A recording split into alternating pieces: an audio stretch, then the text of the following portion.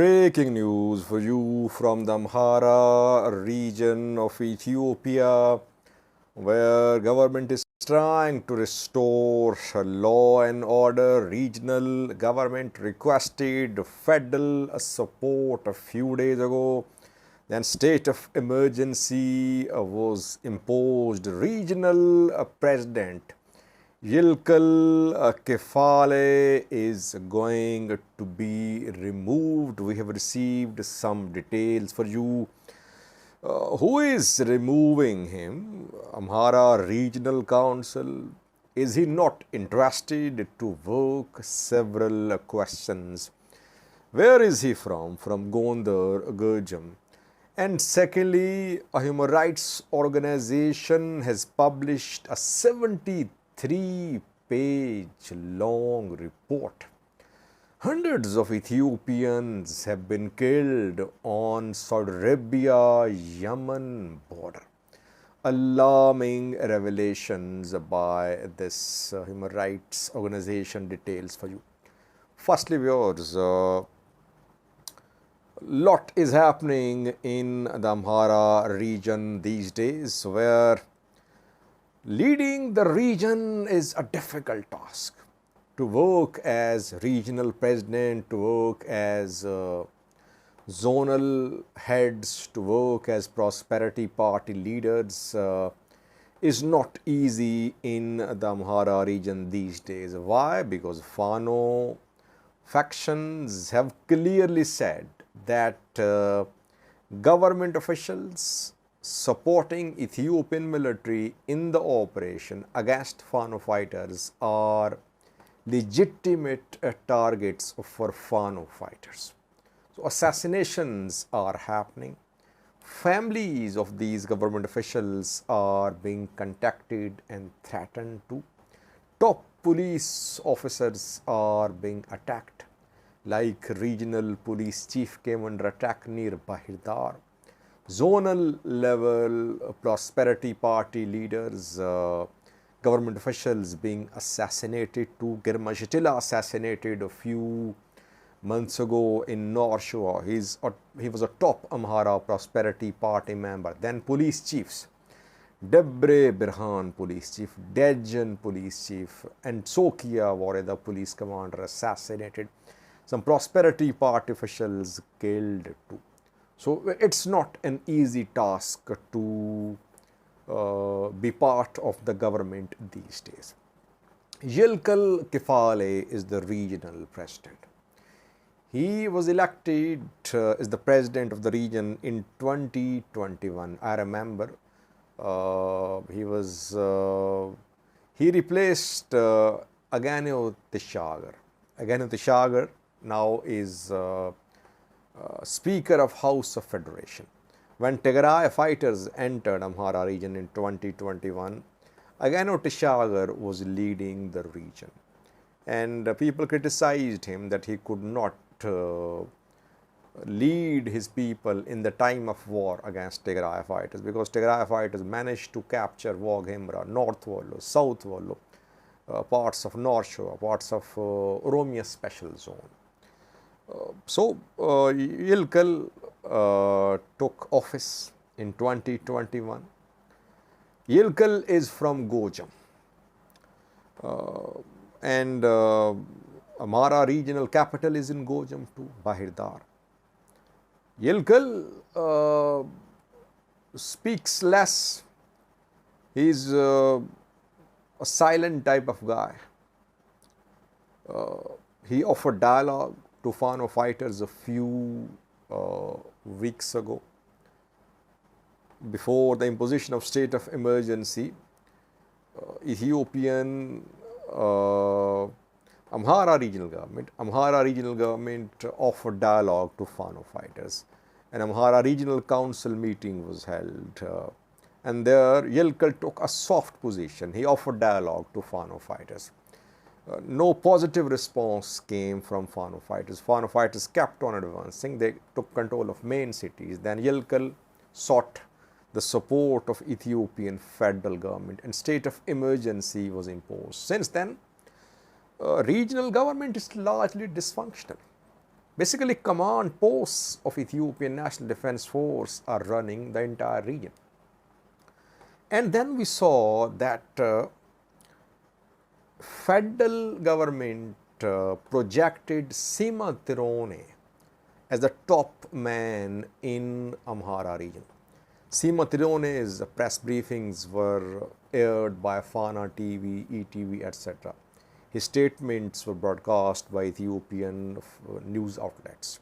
And then we saw that Sima Tirone and regional finance minister were given authority to operate Amhara region's bank accounts. Yilkal was removed. So Yilkal is not now signing authority when it comes to operating regional bank accounts. Sima replaced Yilkal Kefale a few days ago. I read a video on that if you remember. So back then we said that Yilkal was being sidelined. And that is what seems to be the case. What we have learned is that Ethiopian federal government, Prosperity Party, have decided to remove Yilkal Kefale. Who is going to replace him? An emergency session of Amhara Regional Council is being called reportedly.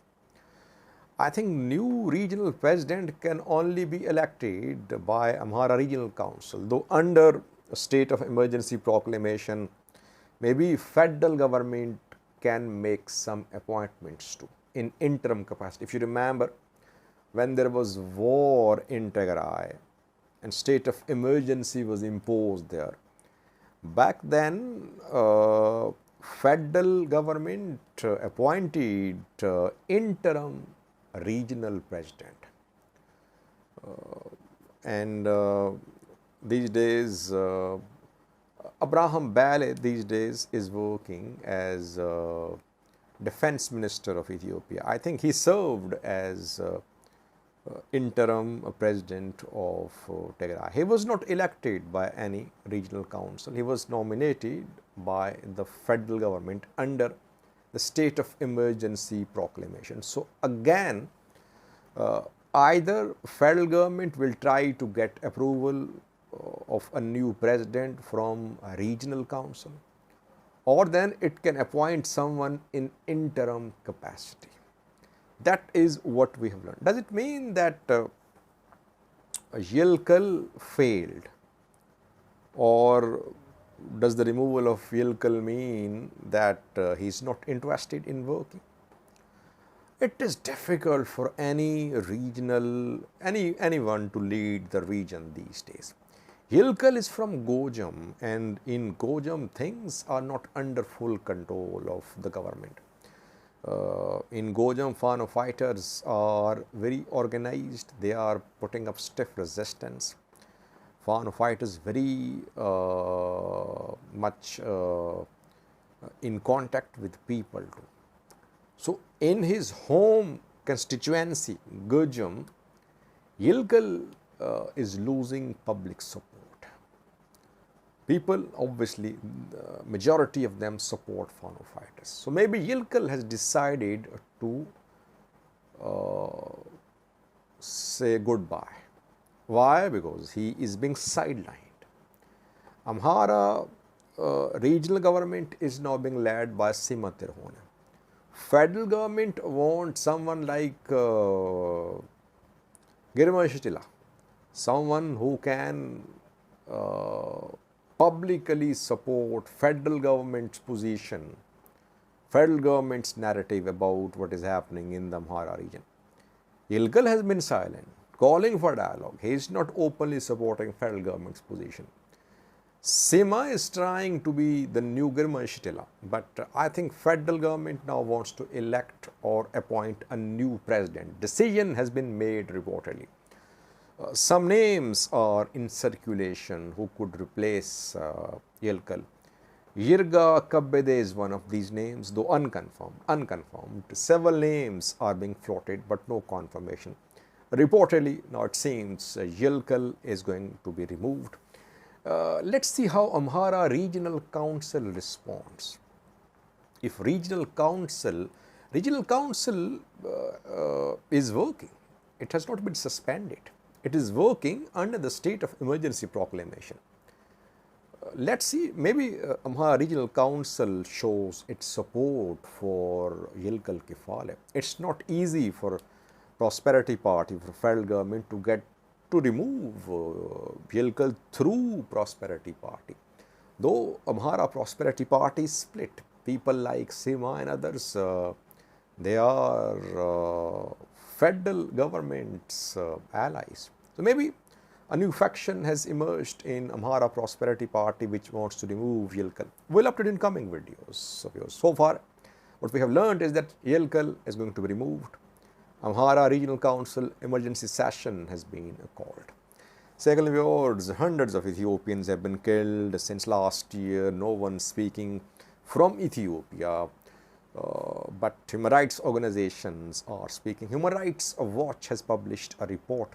72-page report is based on interviews done by Human Rights Watch with the survivors, with refugees who tried to enter Saudi Arabia or who entered Saudi Arabia from Yemen. Human Rights Watch says that from March 2022 till June 2023, hundreds of Ethiopians were shot dead on Yemen-Saudi Arabia border.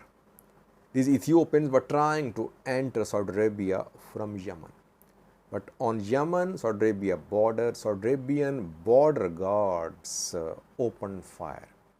Not one incident, in several incidents.